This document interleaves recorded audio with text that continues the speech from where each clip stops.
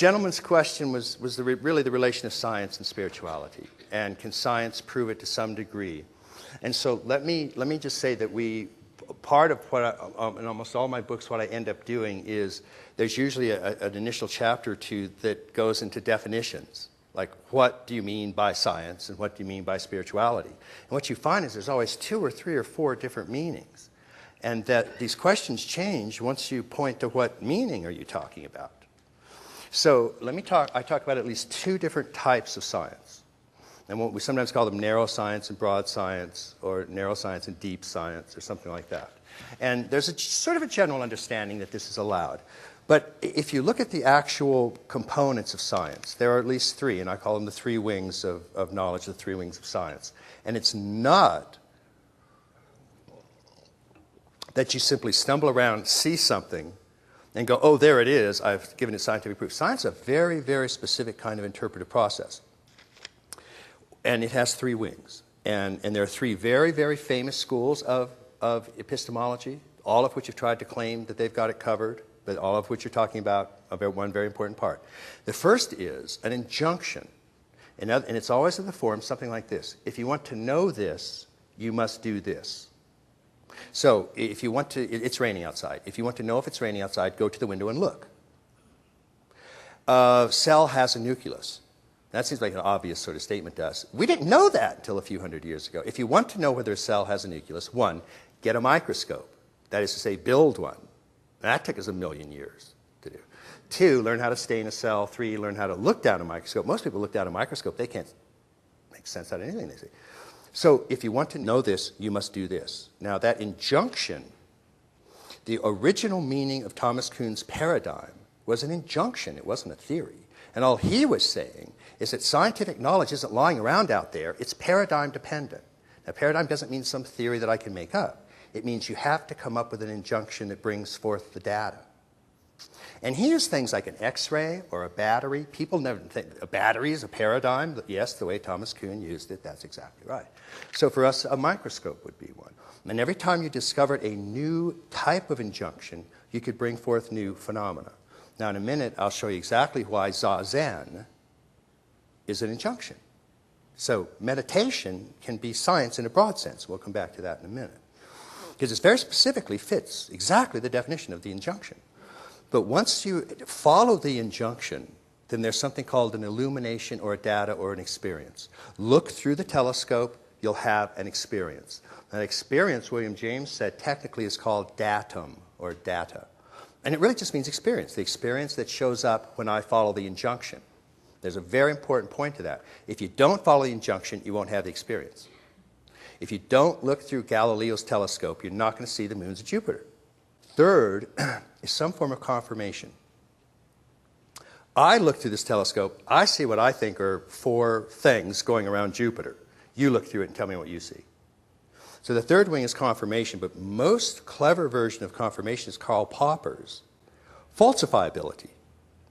So he said a hypothesis isn't scientific unless you can think of some way that you can falsify it. Because otherwise we have no way of telling. You can just say whatever you want and nobody can get at it, and it might be a hunch, metaphysics, philosophy, but it's not science. So each of those 3 wings have had a school of epistemology that have said they're the most important. The first is the paradigm people. The second are empiricists that say there is an experience and it has to have an experiential grounding. And the third are the Poppers that say it has to be falsifiable. Now, those 3 strands of good knowledge can be applied to any domain. It doesn't have to be applied just to rocks. I have something in my hand called Hamlet. It's written by, Willie Shakespeare guy. Made a fortune on literature. So here's Hamlet. You want to say, what's the meaning of Hamlet? You have to follow those same 3 strands. First of all, you have to read it. There's an injunction. You have to follow an injunction to get into the data domain. Once it's in there, you're going to have an experience. Hamlet did this, Hamlet did that, and then you're going to start to say what that is. Then you're going to check it with somebody else. And there are ways to fault. There's no one right interpretation of Hamlet, but there are 1,000,000 wrong ones. Hamlet is not about a picnic in Hawaii. That's false. Well, I just applied all 3 strands of science to any form of knowledge. Zen meditation, the same thing. There are all three strands. And if you meet all three strands, you've passed all three empirical tests or epistemological tests for good knowledge. One is, if you want to know if there's Buddha nature, start counting your breath. Do that for 5 years. And get back to me. But there's an injunction. You have to train the instrument. Once you follow that injunction, you'll have an illumination. You'll have an experience. You'll have a satori. You'll have a kensho. You'll have some form of experience. Then check it with a community of the adequate. The community of the adequate means people that have done number 1 and number 2. If you haven't looked through Galileo's telescope, you're not allowed to vote on whether Jupiter has moons or not. If you haven't learned geometry, you are not allowed to vote on the Pythagorean theorem. And nobody expects you to be allowed to vote. It's not a democracy here. Same is true for mystical knowledge, contemplative knowledge. It's not out there, but it follows all three strands. Okay? So the difference between deep science and narrow science is, for some reason that is very, very complex, there's always been a group of people that said, we're only going to apply those three strands to something I can see with my senses out here. Now, there's no reason to do that. First of all, that assumption doesn't follow the three strands. So they just made that up, and according to Popper, that's just bullshit metaphysics. That's dogma. That's not.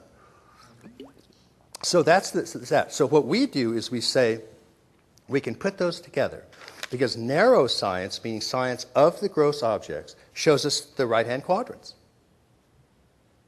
And deep science shows us the interiors. And we try to say a couple of things. One, don't mistake findings of the right hand as if they prove the interior, because they don't. They just, in that sense, they're different. They're all interrelated, but they're different. You can't prove the meaning of Hamlet by quoting quantum mechanic laws. It just doesn't work. But they're correlated in the sense that every exterior has an interior event. So just like we were saying, if you're going into Nirvikalpa Samadhi, it will leave a distinctive fingerprint in the brain in the upper right. So it gives us a way to do what we call simultrack. We can use narrow science and deep science to prove the existence of phenomena that we can then correlate.